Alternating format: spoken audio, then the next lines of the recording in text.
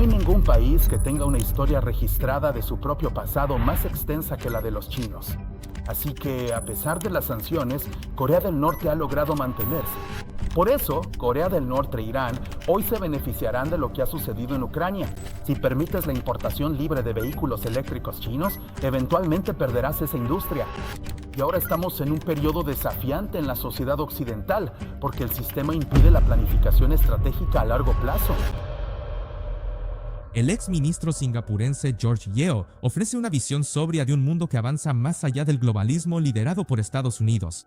Él sostiene que las crecientes tensiones con China se deben menos a la agresión que a la negativa de aceptar grandes diferencias estructurales en un sistema multipolar. Así que para que Estados Unidos piense que puede cambiar a China, eso es una ilusión. Y si uno construye esperanza sobre una ilusión, solo puede haber un resultado: la tragedia. Pero si Estados Unidos acepta a China tal como es, no creo que China quiera ser el número uno políticamente.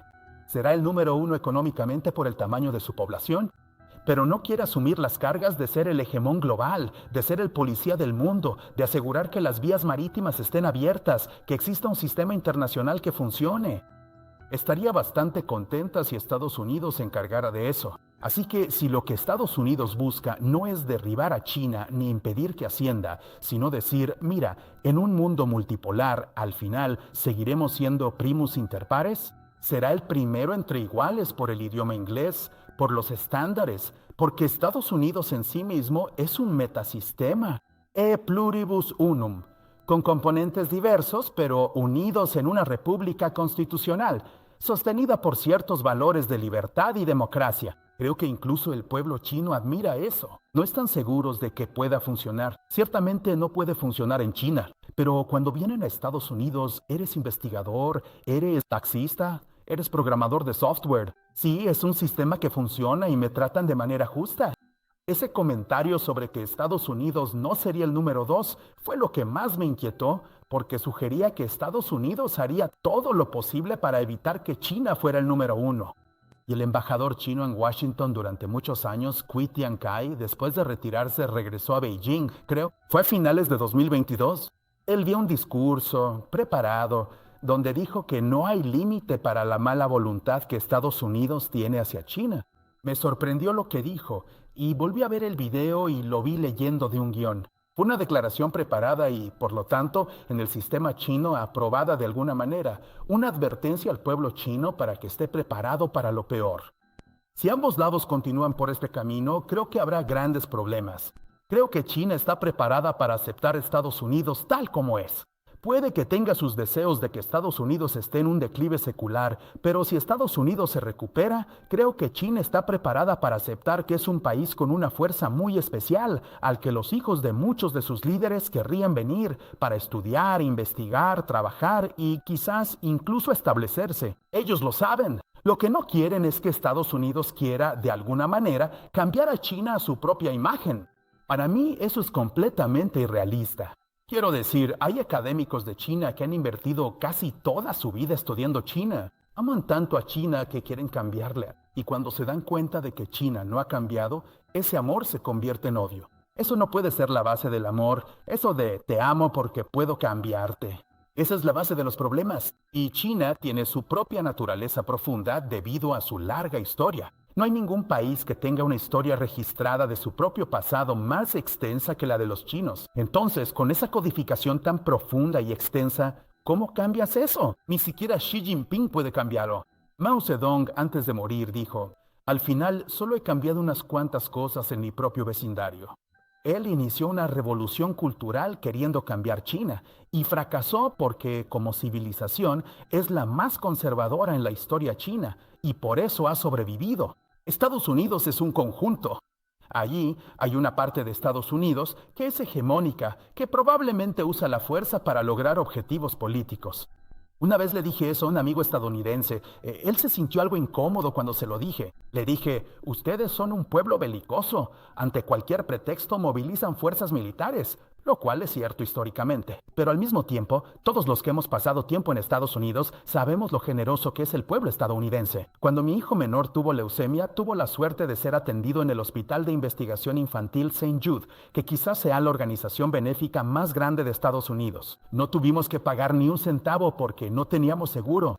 No querían que los padres decidieran sobre los tratamientos en función del costo, porque es un hospital de investigación. Y en la iglesia pasaron el sombrero y le pusieron unos cientos de dólares en la mano a mi esposa, aunque no necesitábamos el dinero. Pero esta es la generosidad de los estadounidenses comunes. Cuando estuvimos en Houston, donde mi esposa fue atendida en el MD Anderson, ella es pianista, y en varias esquinas hay pianos, todos donados por personas de buen corazón. Un pequeño carrito que sirve café, té, galletas, atendido por voluntarios. EEU es un paquete completo. Tiene una parte que todos amamos y otra que todos tememos. ¿Y cómo evoluciona la sociedad estadounidense? Es algo que deben decidir los propios estadounidenses. No podemos cambiar a Estados Unidos, no podemos cambiar a China, pero observamos con ansiedad lo que está pasando en este país.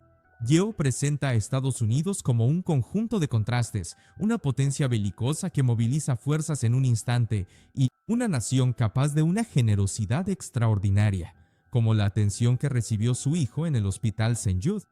El mundo observa con ansiedad mientras estos dos lados luchan por el dominio, y el riesgo aumenta cuando el lado militarista dirige la política. Él enfatiza que cómo evoluciona Estados Unidos es, en última instancia, decisión de los estadounidenses, pero el resto del mundo no puede evitar sentir las consecuencias. En 2009, cuando visité Corea del Norte como ministro de Relaciones Exteriores, llevé a mi esposa conmigo. Fue muy triste. Muchas ventanas estaban rotas, cubiertas con láminas de plástico, y allá los inviernos son muy fríos. Y después escuché que los chinos donaron una fábrica de vidrio.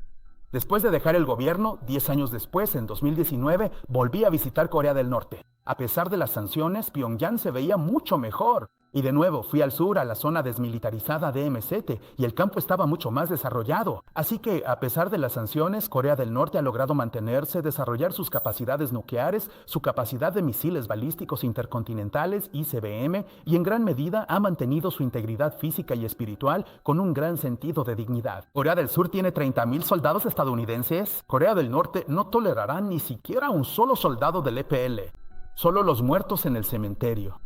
Así que estas son personas muy decididas. Y ahora, con la guerra en Ucrania, Rusia ha decidido no ser parte de... permitir la continuación de una agencia de la ONU para vigilar las sanciones. Corea del Norte hoy se ha liberado. Ahora van a trabajar con Rusia y por eso Putin está en Corea del Norte. Así que Corea del Norte e Irán hoy se beneficiarán de lo que ha pasado en Ucrania. Y ellos actúan, ya no pueden ser confinados. E incluso cuando estaban confinados, aún así lograron hacer avances notables. Así que hay que encontrar una manera de dialogar, de reducir la tensión, de dar pequeños pasos gradualmente hacia la paz. Es muy trágico el pueblo coreano. No muy diferente a los alemanes, que fueron los agresores durante la Segunda Guerra Mundial y por eso quedaron divididos. Corea del Norte fue una víctima antes del final de la Segunda Guerra Mundial y sigue dividida hasta hoy. Y la posición de China es que tienen derecho a reunificarse. Así que Deng Xiaoping adoptó esta postura. Resumamos como suelen hacer los chinos también. Si el sur invade al norte, China apoyará al norte.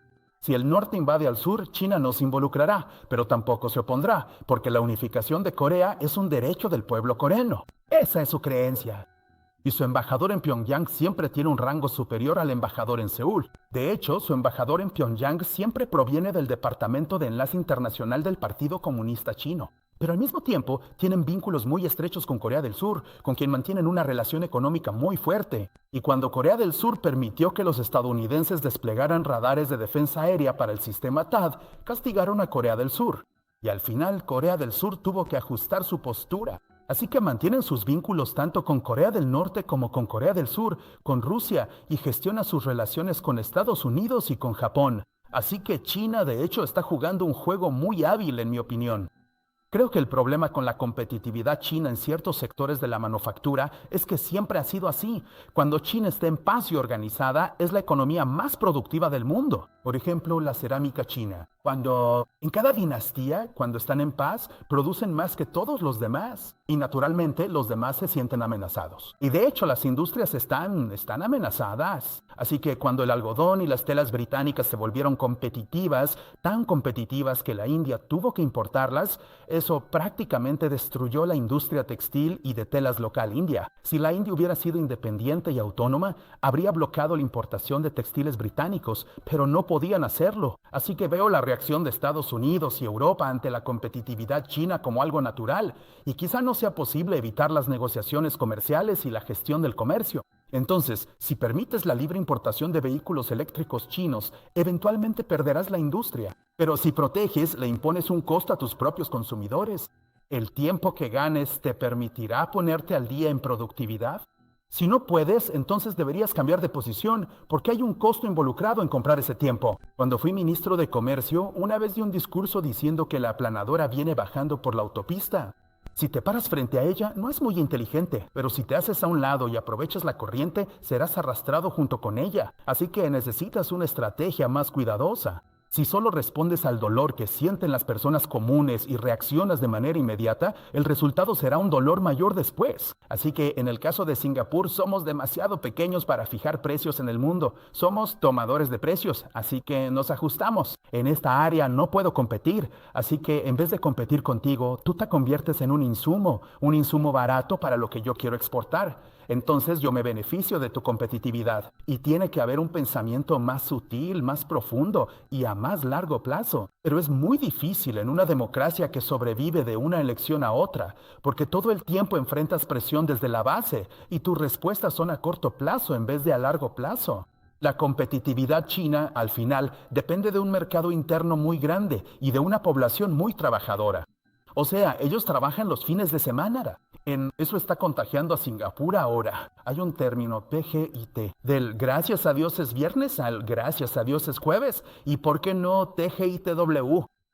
O sea, puedes hacer lo que quieras contigo mismo, pero al final tienes que competir en el mercado global. Bueno, mantén al mundo afuera, ¿de acuerdo? Entonces, ¿dónde estarás en 20 años, en 50 años? Sabemos que eso fue lo que le pasó a la dinastía Qing, ¿verdad? Ellos se aislaron. Le dijeron al Lord Macartney en 1793, el emperador Qianlong: no tienes nada que nos interese, no hay nada que podamos aprender de ti. Vete a casa. Y el resultado fue un declive precipitado. Y ahora este es un periodo desafiante en la sociedad occidental porque el sistema impide la planificación estratégica a largo plazo. No es que la gente no sea consciente de los problemas o que no sea capaz de analizarlos, sino que constantemente tienen que responder a presiones electorales de corto plazo. Yeo enfatiza que la competitividad china es una realidad matemática. Un mercado grande, una población trabajadora y una estrategia a largo plazo la hacen casi imparable. Los intentos de Occidente por bloquear o frenar a China solo imponen costos ocultos a los consumidores y evitan una planificación efectiva a largo plazo. En vez de resistirse al gigante, los países deberían aprovechar el impulso utilizando insumos chinos para impulsar su propio crecimiento. Él señala que las presiones electorales de corto plazo en las democracias hacen que este tipo de pensamiento estratégico sea difícil, dejando a Occidente vulnerable a un declive autoimpuesto. El caso de Myanmar, en el que pasé mucho tiempo, cuando conocí por primera vez a Aung San Suu Kyi después de haber dejado el gobierno, le dije: Aung San, qué gusto conocerte. Hablé mucho de ti y conocerte ahora es un privilegio. Ver lo que pasó después es desgarrador. No culpo a nadie. Singapur está en una situación difícil, pero debemos buscar la paz y no generar problemas. Así que me llena de dolor, pero al mismo tiempo entiendo que tomará tiempo. No, y no es del todo malo que en la Myanmar de hoy ningún partido, ni el gobierno, ni el NUG, ni la organización militar étnica, nadie pueda ganar completamente. Si el centro se rompe, el país se disolverá en una guerra civil durante los próximos años. No creo que eso pase. Habrá una especie de situación de ni guerra ni paz, vivir y dejar vivir. Y la fiebre no va a desaparecer, pero si logramos mantener la fiebre bajo control, eso ya es suficiente y dejar que el tiempo sane poco a poco el cuerpo político. Así que Myanmar me llena de cierta tristeza. Nuestra relación con Malasia ha mejorado mucho. Un tema que nos complicaba era algo bastante desconocido, que era una línea de tren de Malasia que llegaba hasta Singapur, propiedad de Malasia, lo que nos impedía tener pasos a nivel en muchas partes. Había un acuerdo entre Mahathir y Lee Kuan Yew que nunca se implementó y el ambiente estaba tan envenenado que era difícil encontrar una solución. Pero cuando hubo un cambio de primer ministro en Malasia y tuve que tratar con un nuevo ministro de Relaciones Exteriores, decidí hacer un esfuerzo. Al final logramos un avance importante. No puedo atribuirme el mérito porque las circunstancias habían cambiado y ahora pude avanzar cuando antes no podía. La reflexión de George Yeo atraviesa el espectáculo y llega a una realidad más dura.